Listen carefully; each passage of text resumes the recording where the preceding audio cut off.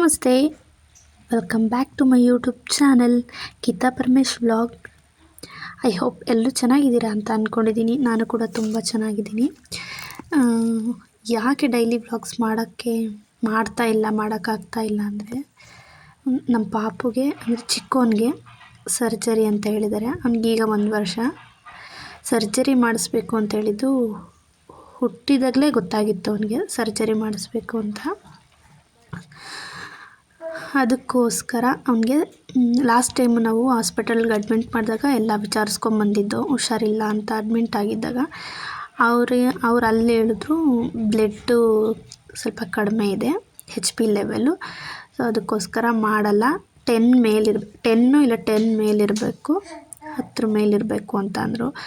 ಅದಕ್ಕೋಸ್ಕರ ನಾವು ಒಂದು 2-3 ತಿಂಗಳು ಸ್ವಲ್ಪ ಅವ್ರು ಹೇಳಿದ್ರು 1 ತಿಂಗಳಲ್ಲೆಲ್ಲ ಇಂಪ್ರೂವ್ ಆಗುತ್ತೆ ಅಂತ. ಸೊ ಆದರೂ ಅವನು ಸಣ್ಣ ಇದ್ದಾನೆ ಮತ್ತು ಇನ್ನೂ ಚಿಕ್ಕವನಲ್ವಾ ಅಂದ್ಬಿಟ್ಟು ಹೆದರ್ಕೊಂಡು ನಾವೇ ತುಂಬ ಹತ್ಬಿಟ್ಟಿದ್ದೀವಿ. ಆ ಟೈಮಲ್ಲಂತೂ ಹುಟ್ಟಿದಾಗೆ ಸರ್ಜರಿ ಮಾಡಿಸ್ಬೇಕು ಅಂತ ಹೇಳಿದ್ದು ಇನ್ನೂ ಹತ್ಬಿಟ್ಟಿತ್ತು. ಮತ್ತು ಈಗಲೂ ಅಷ್ಟೇ ಅದೇ ಥರ ಹೇಳಿದ್ರಲ್ಲ, ಸ್ವಲ್ಪ ಭಯ ಆಗಿತ್ತು. ಅದಕ್ಕೋಸ್ಕರ ಅವನ್ನ ಚೆನ್ನಾಗಿ ತಿನ್ನಿಸಿ ಉಣಿಸಿ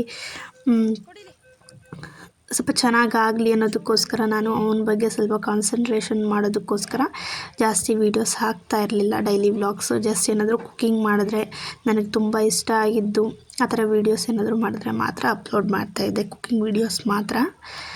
ಅದೇ ವಿಷಯವಾಗಿ ನಾವು ಮತ್ತೆ ಮೊನ್ನೆ ಹಾಸ್ಪಿಟಲ್ಗೆ ಹೋಗಿ ಬಂದಿದ್ದು. ಅಂದರೆ ಎಷ್ಟನೇ ತಾರೀಕು ಅಂದರೆ 12ನೇ ತಾರೀಕೇನೋ ಹೋಗಿ ಬಂದಿದ್ದು.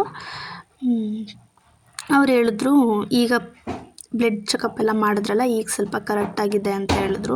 ನಾವೊಂದಿನ ಮುಂಚೆನೇ ಹೋಗಿದ್ದೆ ಅಮ್ಮನ ಮನೆಗೆ, ಅಲ್ಲಿ ಬೇಗ ಹೋಗಬೇಕು ಅಂತ. ಎಲ್ಲ ತೋರಿಸ್ಕೊಂಡು ಬ್ಲಡ್ ರಿಪೋರ್ಟು ಇನ್ನೂ ಬಂದಿರಲಿಲ್ಲ.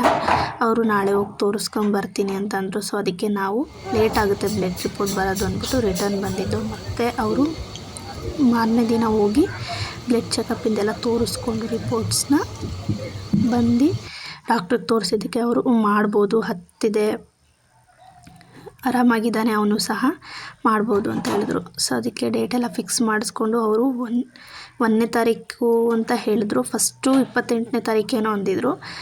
ನಮ್ಮ ದೊಡ್ಡ ಮಗನಿಗೆ ಎಕ್ಸಾಮ್ ಇದ್ದಿದ್ದರಿಂದ ನಾವು ಎಕ್ಸಾಮ್ ಇದೆ ಪಾಪುಗೆ ಅಂತ ಅಂದಿದ್ದು. ಅದಕ್ಕೆ ಪರವಾಗಿಲ್ಲ 1ನೇ ತಾರೀಕು 2ನೇ ತಾರೀಕು ಫ್ರೀ ಇದೆ ಅಂತ ಅಂದರು. ಸೊ ಆ ಟೈಮಿಗೆ ಕೊಟ್ಟರು. 8ನೇ ತಾರೀಕು ಆಪ್ರೇಷನ್ ಮಾಡ್ತಾರಂತೆ. ಸೊ ಅದೇನೇನು ಅಂತ ನಾನು ನೆಕ್ಸ್ಟ್ ವೀಡಿಯೋಸಲ್ಲಿ ಹೇಳ್ತೀನಿ.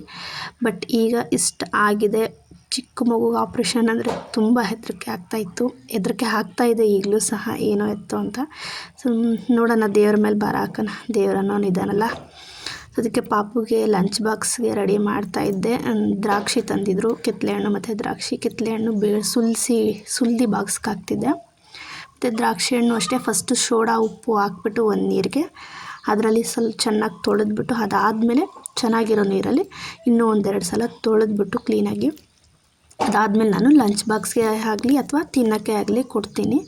ಈ ಥರ ಒಂದು 2 ನಿಮಿಷ ಈ ಥರ ತೊಳೆದ್ಬಿಟ್ಟು ಆಮೇಲೆ ನಾನು ತಿನ್ನೋಕ್ಕೆ ಕೊಡೋದು ಪಾಪುಗೆ. ಯಾಕಂದರೆ ಅದಕ್ಕೆ ಔಷಧಿ ಎಲ್ಲ ಹೊಡ್ತಿರ್ತಾರಲ್ಲ, ಈಗಿನ ಫುಡ್ಗಳು ಹೇಳ್ಬೇಕಾ, ಮೊದಲೇ ಫುಲ್ ಕೆಮಿಕಲ್ ಇರುತ್ತೆ. ಅಂಥದ್ರಲ್ಲಿ ನಾವು ಸ್ವಲ್ಪನಾದರೂ ಎಚ್ಚರಿಕೆ ವಹಿಸಿ ಈ ಥರ ತೊಳೆದು ಕೊಡಬೇಕು. ಎಲ್ಲರೂ ತೊಳೆದು ಕೊಡ್ತಾರೆ, ನಾನು ಸಹ ಅದೇ ಥರ ಮಾಡ್ತಾಯಿದ್ದೀನಿ ಅಷ್ಟೇ. ಅವನಿಗೆ ಬಾಕ್ಸ್ಗೆಲ್ಲ ಹಾಕಿ ಒಂದು ಹೋಮ್ವರ್ಕೆಲ್ಲ ಕಂಪ್ಲೀಟ್ ಮಾಡಿಸಿ ಅವನನ್ನು ಸ್ಕೂಲಿಗೆ ಕಳಿಸಿದ್ಮೇಲೆ ಚಿಕ್ಕ ಪಾಪುನ ನೋಡ್ಕೋಬೇಕಲ್ಲ.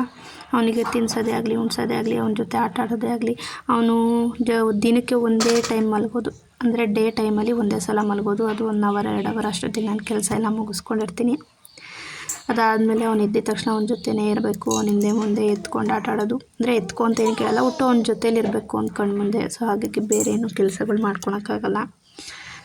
ಅಷ್ಟೊತ್ತಿಗೆ ಪಾಪನ್ನು ಕಳಿಸಿದ್ರೆ ದೊಡ್ಡವನ್ನ, ಅವ್ನು ಬರೋದು ಒಂದು 4:15 ಆಗುತ್ತೆ. ಸೊ ಎಕ್ಸಾಮ್ ಟೈಮ್ ಇರೋದ್ರಿಂದ ಫುಲ್ ಟೈಮ್ ತೊಗೊತಾ ಇದ್ದಾರೆ. ಅದಕ್ಕೋಸ್ಕರ 2 ಬಾಕ್ಸ್ಗೆ ಹಾಕ್ತೀನಿ. 1 ಬಾಕ್ಸಿಗೆ ಈ ಥರ ಫ್ರೂಟ್ಸ್ ಹಾಕಿರ್ತೀನಿ, ಇನ್ನೊಂದು ಬಾಕ್ಸಿಗೆ ತಿಂಡಿ ಏನಾದರೂ ಮಾಡಿದರೆ ಅದನ್ನು ಹಾಕ್ತೀನಿ. ಅದಾದಮೇಲೆ ಅವನು ಸ್ಕೂಲಿಗೆ ಹೋಗಾದಮೇಲೆ ಚಿಕ್ಕವನಿಗೆ ಅವಲಕ್ಕಿ ಟೊಮೆಟೊ ಬಾತ್ ಮಾಡಿದ್ದೆ. ಅದು ರೆಸಿಪಿನೂ ಸಹ ನೆಕ್ಸ್ಟ್ ವೀಡಿಯೋದಲ್ಲಿ ಹಾಕ್ತೀನಿ. ತುಂಬ ಚೆನ್ನಾಗಿ ತಿಂತಾನೆ, ಇಷ್ಟಪಟ್ಟು ತಿಂತಾನೆ ಅದನ್ನು. ಬೇರೆ ಫುಡ್ಡೆಲ್ಲ ಜಾಸ್ತಿ ತಿನ್ನಲ್ಲ. ಈ ಥರ ಸ್ವಲ್ಪ ಖಾರ ಕಡಿಮೆ ಇರೋದು ಈ ಥರ ಅವನಿಗೆ ಸಪ್ರೇಟಾಗಿ ಮಾಡಿ ತಿನ್ನಿಸ್ತೀನಿ ತುಪ್ಪ ಹಾಕಿ. ಮತ್ತು ನನ್ನ ಮನೆ ಪಕ್ಕದಲ್ಲೇ ಲಾಸ್ಟ್ ವೀಡಿಯೋದಲ್ಲೂ ತೋರಿಸಿದ್ದೆ ಈ ಥರ ಮೆಂತ್ಯ ಕಾಳೆಲ್ಲ ಹಾಕಿದ್ದೀನಿ ಅಂತ. ಸೊ ಅದು ಸಹ ಸೊಪ್ಪು ಬಿಟ್ಟಿತ್ತು. ಒಂದು ಸೈಡು ಬಿಸಿಲು ಜಾಸ್ತಿಯಾಗಿ ಫುಲ್ಲೆಲ್ಲ ಒಣಗೋಗ್ಬಿಟ್ಟಿತ್ತು. ಏನು ಮಾಡೋಕ್ಕಾಗಲ್ಲ. ಅದಕ್ಕೆ ಟಾರ್ಪಲ್ ಕಟ್ಟಿದ್ದೀನಿ ಬಂದಷ್ಟು ಬರಲಿ ಅಂತ. ಮತ್ತು ಕೊತ್ತಂಬರಿ ಸೊಪ್ಪಿನ ಗಿಡನೂ ಅಷ್ಟೇ ಈಗ ಸಣ್ಣ ಸಣ್ಣದಾಗಿ ಚಿಕ್ಕದಾಗಿತ್ತು. ಸೊ ಅದು ಚೆನ್ನಾಗಿ ಬರಲಿ ಅಂದ್ಬಿಟ್ಟು ಟಾರ್ಪಲ್ ಕಟ್ಟಿದ್ದೀನಿ. ಬರೋಷ್ಟು ಬರಲಿಲ್ಲ ಅಂದರೆ ಹೋಗಲಿ ಅಂದ್ಬಿಟ್ಟು.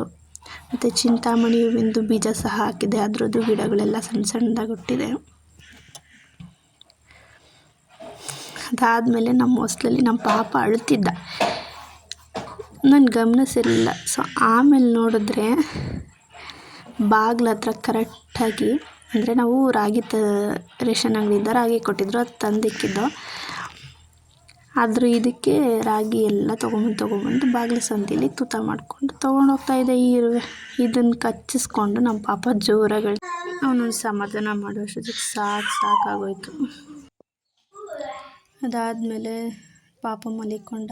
ನೈಟಿಗೆ ಅನ್ನ ಮತ್ತು ಚಟ್ನಿ ಮಾಡಿದ್ದೆ. ಆಮೇಲೆ ಅಂಗನವಾಡಿಯಿಂದ ಹಾಲಿನ ಪೌಡ್ರು ಕೊಡ್ತಾರಲ್ಲ, ಅದ್ರ ಡೇಟ್ ಬಂದು ಸ್ವಲ್ಪ ಎಕ್ಸ್ಪೈರಿ ಡೇಟ್ ಆಗೋ ಥರ ಇತ್ತು, ಅಂದರೆ ಹತ್ತತ್ರ ಇತ್ತು. ಅದಕ್ಕೆ ಯಾಕೆ ಸುಮ್ಮನೆ ವೇಸ್ಟ್ ಆಗೋದು ಅಂದ್ಬಿಟ್ಟು ಪನ್ನೀರ್ ಆದರೂ ಮಾಡಿಕೊಂಡ್ರೆ ಚೆನ್ನಾಗಿರುತ್ತೆ ಅಂತ ಅಂದ್ಬಿಟ್ಟು ಅದನ್ನು ಮಾಡ್ಕೊಂಡಿದ್ದೆ. ಇದನ್ನು ಹೇಗೆ ಮಾಡೋದು ಅಂತ ನಾನು ನೆಕ್ಸ್ಟ್ ಇನ್ನೊಂದು ವೀಡಿಯೋ ಹಾಕಿದ್ದೀನಿ ನೋಡಿ. ಆಮೇಲೆ ಬೆಳಗ್ಗೆ ನೈಟಿನ ಸ್ವಲ್ಪ ಅನ್ನ ಉಳಿದಿತ್ತು, ಅದರಲ್ಲೇ ಸಂಡಿಗೆ ಮಾಡ್ಕೊಳ್ಳೋಣ ಅಂತ ಅದು ಸಹ ಮಾಡಿ ಬಿಸಿಲಿಗೆ ಇಡಬೇಕು. ಸೊ ಇದ್ರ ವೀಡಿಯೋ ಸಹ ನಾನು ಯೂಟ್ಯೂಬ್ ಚಾನಲಲ್ಲಿ ಹಾಕ್ತೀನಿ. ಸೊ ಪ್ಲೀಸ್ ಸಬ್ಸ್ಕ್ರೈಬ್ ಮಾಡಿಕೊಂಡು ಸಪೋರ್ಟ್ ಮಾಡಿ. Thank you.